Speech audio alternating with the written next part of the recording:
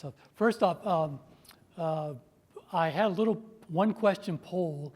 We've gotten quite a few responses, but if you haven't responded and you have an opinion about the question is, who do you think is going to win the presidential race? Join in, because I'm going to give the results of that poll at the end of my first slide. So that's pretty soon from now. So your opportunity to participate is probably the next couple of minutes. Let me just get going. So we really have had quite an historical political summer, as you've all pretty much lived through. I think we started this summer. I'm going to focus primarily at the beginning on the presidential race because I think it's pretty impactful and pretty interesting. It started the summer. Biden was trailing Trump. It was fairly close. There were lingering concerns about Biden's age and being able to serve for another 4 years, and a lot of feeling out there that, boy, we wish we really had different choices. We're not really looking forward to a rematch between these two. So what happens? Biden actually calls for an early debate. It was his suggestion that they have an early debate, and what happens? He completely falls apart, and as a result, panic set in amongst Democrats. Basically saying that something's got to happen. He's not going to be able to continue with this. Then, shortly after that, there was an attempted assassination on former President Trump. Pretty remarkable in itself. Thank God he survived that. Then right after that, a few days after that, he sort of walked in triumphantly to the Republican convention, and the general consensus at that time amongst Republicans and Democrats in the political world was that Trump was likely to win in a landslide and probably would take with that the House and Senate. Then came weeks of pressure from Democrats to gently nudge President Biden to consider his decision about going for a re-election, and ultimately he did drop out and then endorsed his vice president, Kamala Harris. Immediately, their thought was, well, we'll see. There's going to likely be a fight for the Democratic nomination. There was sort of a sense, well, we're not really certain about Harris. How she's going to be too closely tied to Biden. There are all these great governors out there, and Democratic governors, so we should have an open primary system. But lo and behold, within like two days, she had the nomination locked up, which was pretty dramatic. And then the Democrats had a convention, which, at least from the Democrats' perspective, was very successful in terms of showing unity across the Democratic Party for Harris as the candidate. A lot of enthusiasm and just kind of joy that wow, amongst Democrats, they've gone from sort of being depressed that they had a candidate who they knew was likely to lose, and they sort of had to just push themselves to get energized about, to, wow, we have a fresh face. This is now going to be a competitive race. And just as a show of hands, who, if you have an opinion, before Biden dropped out, who thought that Trump would likely beat Biden? Raise your hand if you think Trump would have beaten Biden. This is the vast majority. Okay, so then I ask you the question. Okay, here it is. We got, who do you think will win, Harris or Trump? We had 23 responses, 12 Trump, 11 Harris. So I think we're pretty actually representative. I think pollsters would agree this was a representative sample of the country, because that's really where the polls are now. Probably, I would say that it's a toss-up, but instinctually I think that Trump probably has a slight edge, and we'll go over some of the characteristics. So the race, everybody agrees, the race is going to come down to 7 states, because we already know what's happening in the other 43. It's not even a contest. So we've got Pennsylvania, Michigan, Wisconsin, Georgia, Arizona, Nevada, and North Carolina. And to give you a sense of just how intensely focused the campaigns are on those states, 81% of former President Trump's advertising buy between now and the election is in 2 states, Pennsylvania and Georgia. 81%. So if you're in those states, prepare yourself for an onslaught, because those aren't going to be shining moment in the sun, glory, great days ahead. They're going to be pretty negative, I would bet. So again, this is kind of obvious, but I think it's worth saying that so people aren't happy with where things are in the country, and so whichever candidate is able to be the change candidate is likely to win. And before Biden dropped out, it was clear Trump was, even though he'd been president several years ago, Trump was a change candidate primarily because Biden was old, and people had concerns about him, and people weren't happy with the economy. They want change. Now, when you ask that question, it's actually split. Harris has done a great job, even as a sitting vice president, of creating an image of forward change. And that's been her big mantra, is that a new way forward. So we'll see how that plays out, but that's going to be the key criteria.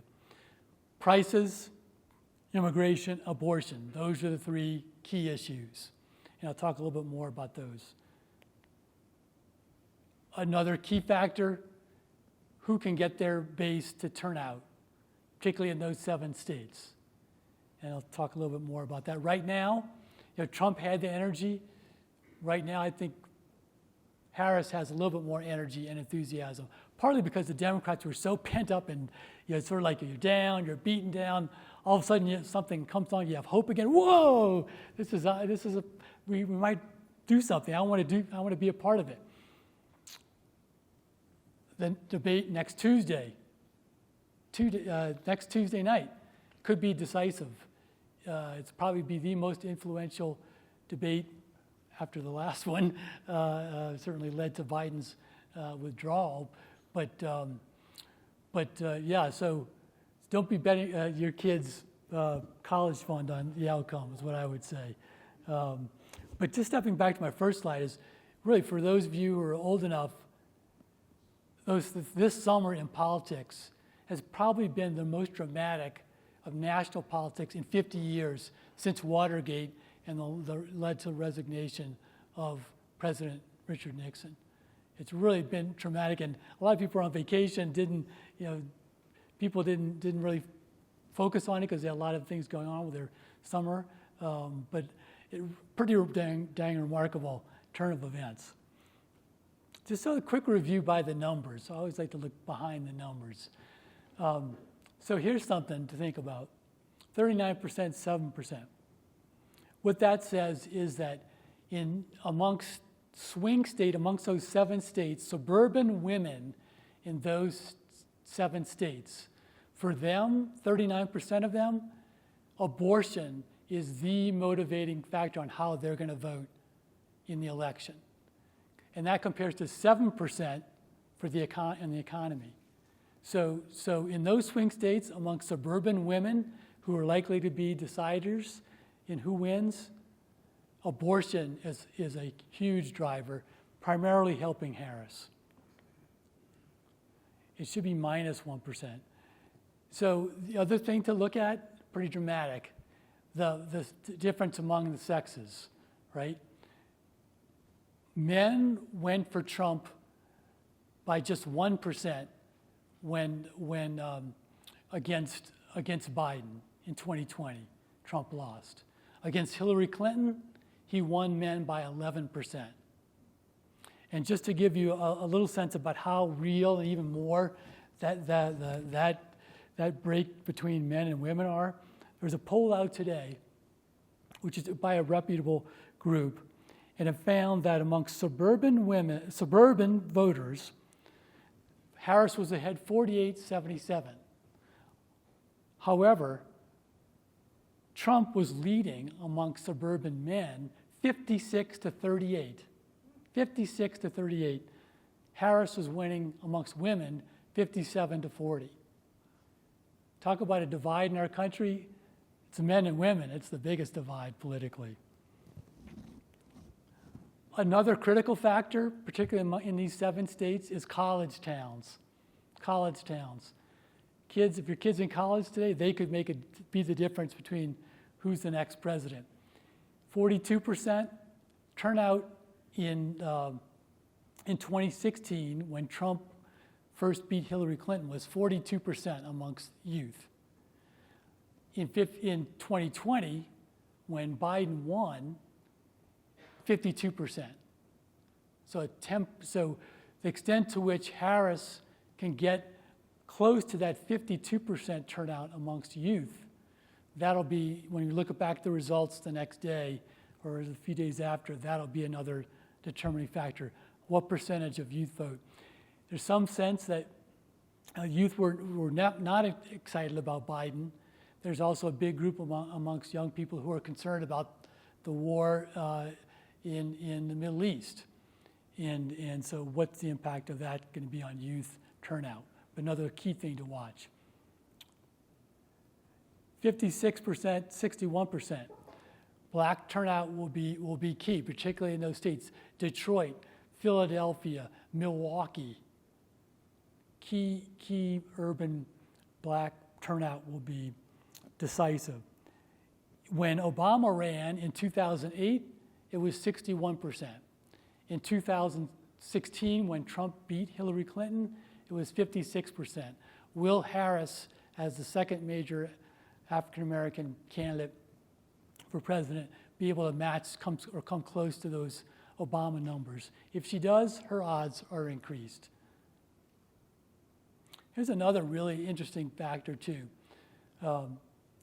Between 2016 and 2020, the Hispanic vote increased 31%. Huge turnout, huge increase in voting amongst Hispanics. But juxtaposed there, because generally speaking, Hispanics vote in larger number for Democrats, as the vote was going up, so was Trump's share. Trump's share of the Hispanic vote increased by 8% between 2016 and 2020. So another key factor, will Trump be able to keep growing his share of the Hispanic vote? That could make a difference. So all in all, it's going to be a very close presidential election. And it will impact what's going on in Congress. In the U.S. House, here's again sort of looking at the numbers. It's very tight now. Republicans only have a 4-vote majority, so Democrats only need to pick up four seats to win back control in the House. 14 seats. So currently, 14 of their 435 seats are held by Republicans, but Biden won those districts last time around, right? So those are the seats that Democrats are trying to pick up. And that's why most political pundits would say that it's likely that the House will go back to Democrats. Only 8 of the seats held by Democrats are in districts that Trump won in 2020.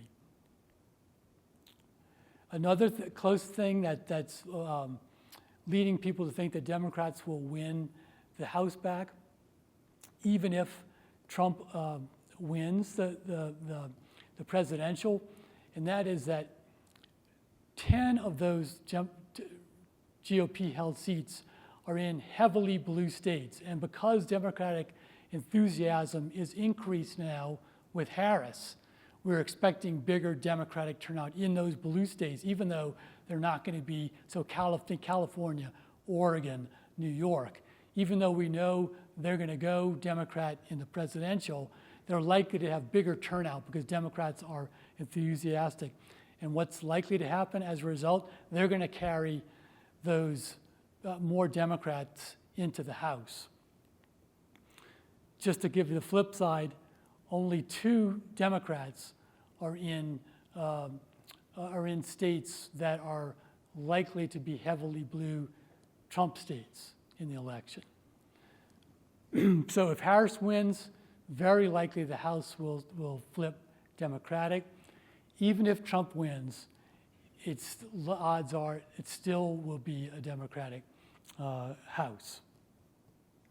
The Senate, interesting because it's almost the flip side of this. Again, Democrats have a very narrow majority in the Senate. They only can afford to lose 1 seat.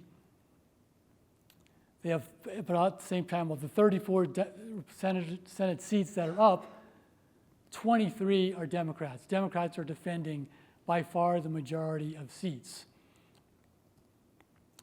3 of those seats are in very heavy pro-Trump states. And one of them, we already know Democrats are going to lose. In West Virginia, popular Senator Joe Manchin has decided not to run again. The governor there, Jim Justice, he is going to be the next senator for West Virginia. So Democrats already are down 1. So they can afford to lose no other seat.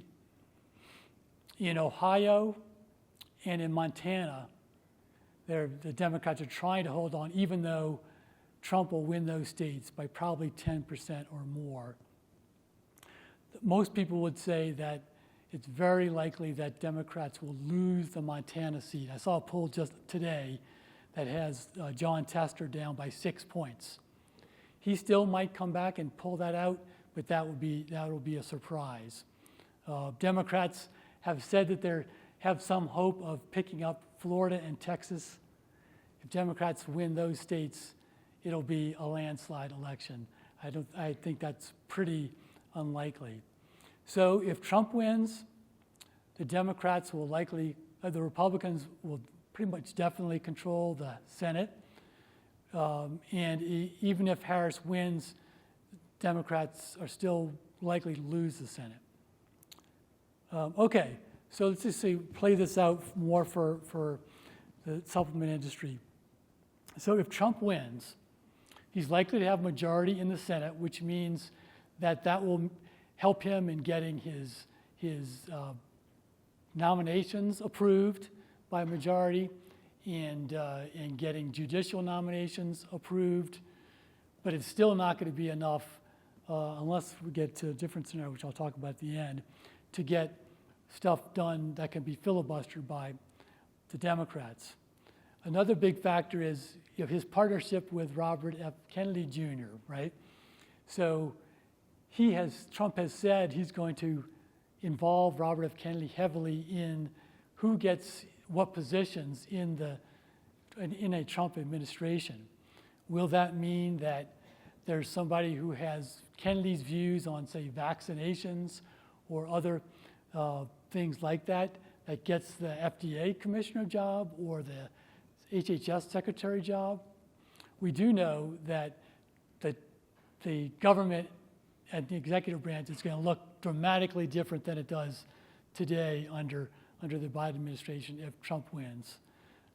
He's going to have loyalists in all of his cabinet, and in the health space, that could lead to some pretty interesting characters. And just my personal view is that if RFK, for example, was nominated to be Secretary of HHS or even FDA commissioner, he could have trouble getting the 50 votes he might need to be approved, even under a Republican majority, but we'll see. The other thing that we do know, if Trump wins, regardless of what happens in Congress, he intends to dramatically increase tariffs, but particularly on China. He has said up to 60%. that he's going to do on day one. He's going to raise on all products coming out of China up to 60%. That will have a dramatic impact on the supply chain for this industry. And so we need to think that through pretty clearly. As I mentioned, we would expect under Trump to have a major change in direction for the FDA. We don't know specifically what that would mean for supplements, but you could imagine that he's going to appoint somebody, and Republicans are going to push to have somebody who's not for a heavy hand at FDA. Republicans want to take power away from the agencies and put it back more in the hands of the private sector and the state. So I think that would likely be the focus of a FDA commissioner, but that's something that the industry should be thinking about.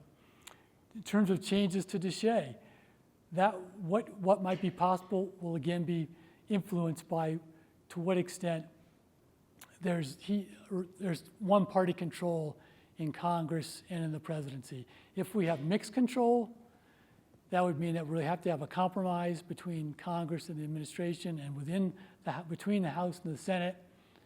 The odds are likely that we'll have a continued standoff on that issue unless the industry can come to a clear consensus of some modest steps that it might agree to, and that would be less controversial. I do think that if there's full Republican control of the House and Senate and the White House, there's actually a reasonable odds that there could be a package of health legislation that would make supplements eligible, or categories of supplements eligible for health and flexible savings accounts.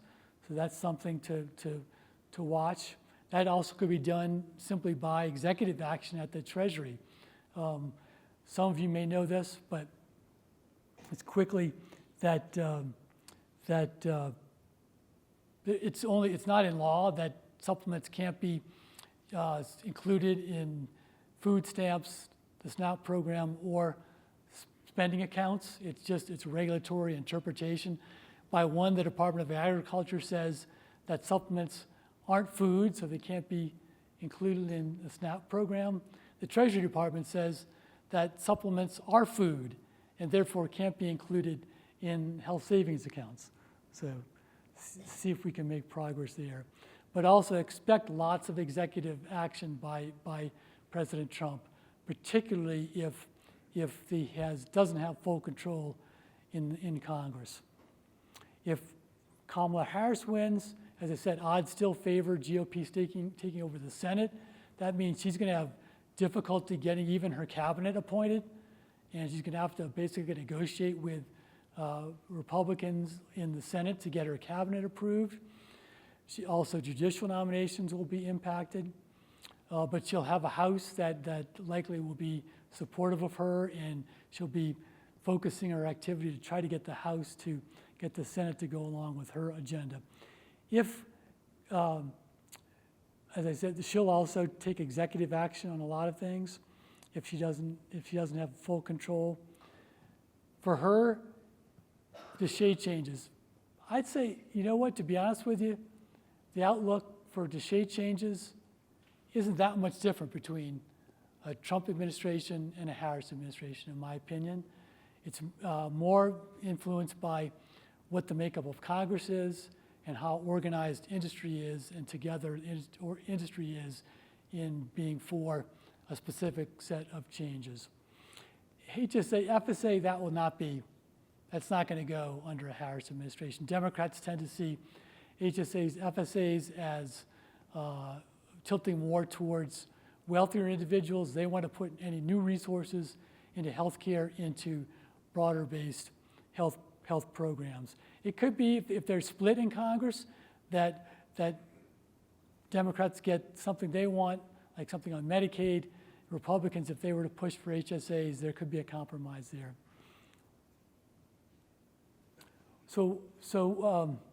Interesting to think about X factors. Okay, first in the race, the presidential race in Congress, as we say in politics, a week is a lifetime in politics. If there's something that happens, like say if there's a negotiated agreement for a ceasefire in Israel and Palestine, that could have an impact on the election. Or there could be a broadening of the war in the Middle East. That could also fundamentally shift the presidential and congressional races in one direction. So that's an X factor. If Harris wins, will Trump supporters at the local level refuse to certify the election results? And what happens if that happens? Will there be civil unrest? We don't know. Another huge question.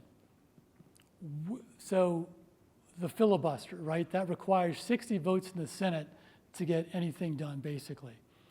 So look to, if Trump wins especially, and wins majority control, but not, say, just 50, 51 votes in the Senate, he is going to put a heck of a lot of pressure on the Republican Senate to get rid of the filibuster.